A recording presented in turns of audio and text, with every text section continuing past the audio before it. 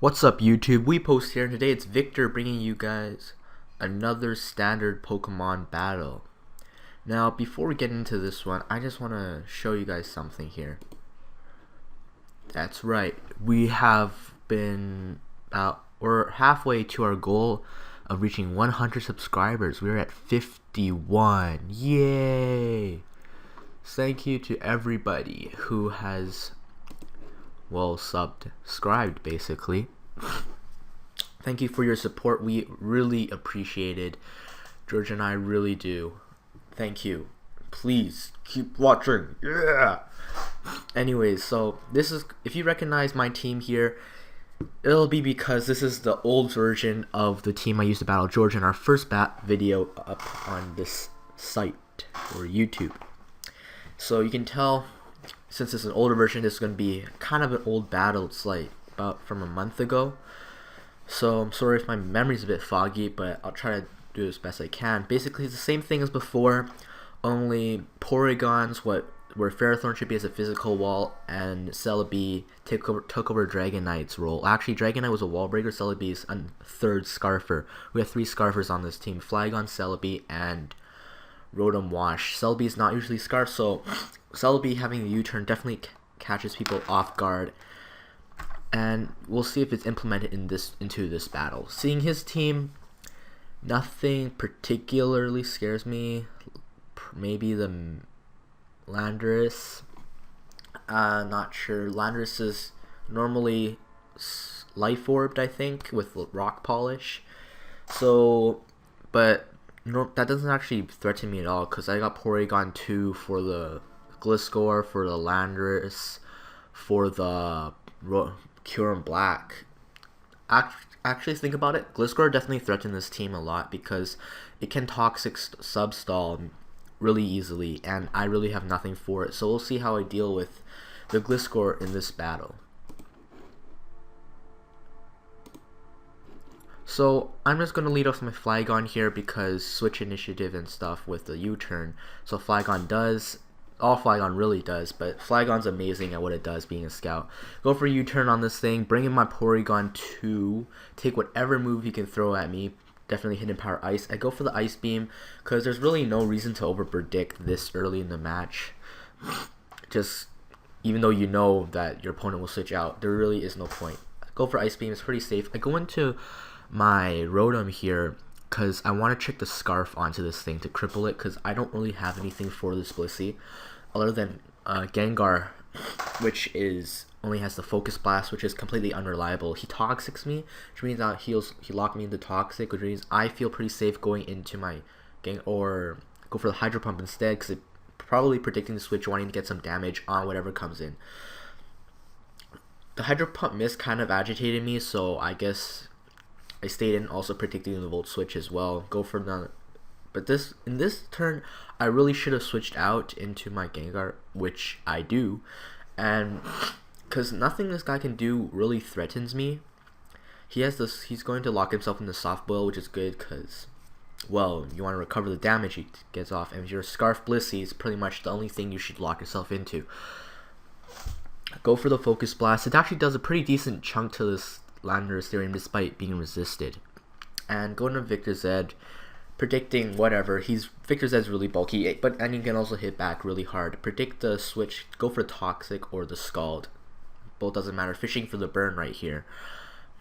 This is from me from a month ago. So previous me went for the Scald. Doesn't really matter. I stay in, go for Protect just to see what he's going to lock himself into. But he ends up going into his Alakazam, and I just want to see what he has. Whether it's a Psychic or the Psyshock. He has the Psyshock. I go for the Protect just to get some lefties gain. Just the normal stuff. Not being it's a polite word for the word D-O-U-C-H-E. I don't know. Not being that, just want the lefties. Go into Celebi because I can take a Psyshock and just go for the U-turn. It's one of the cases where U-turn is really good because it's win-win situation. He switches initiative, he doesn't, I kill it. Then even if I give him switch initiative, he actually don't, because I can just go back in another Scarfer and U-turn out, giving me the switch initiative in the end. So that's why you should have more than one Scarfer on your team, U-turn on your team. Here I go into my Porygon 2, and I actually thought I would take a lot less from the Dragon Claw because I've taken Outrages really comfortably before. But that Dragon Claw does a lot, so it's definitely banded, that thing. I go for to Victor Z, which is, if you ask me, it's a misplay because I actually can't do anything to this Kieran Black, and since I'm specially orientated and not physically, he's just going to Oko me, well, take me out at half health. Here I make the play where I should have done in the beginning of the turn 18 and just go for an Outrage. Not sure with my Flygon, not sure if the crit mattered or not, but I'm going to take it. I'm locked into Outrage here. He can take this opportunity to Toxic me. I don't really mind the Toxic, mostly because I'm Scarfed, so I'm not going to plan, and I mostly want a U-turn, so I'm not going to plan on staying in too long. However, I do get the 3-turn Outrage, which is unfortunate, and it's going to let him get some Toxic damage on me. I'm going to switch out into my Celebi because I have the Hidden Power Ice, and here he actually tries to go for the Toxic. I'm getting a bit ahead of myself here, but he's going to try to go for a Toxic. I'm not sure why. If I were him, I would have just gone for like a EQ or an X-Scissor. I run X-Scissor on Gliscors.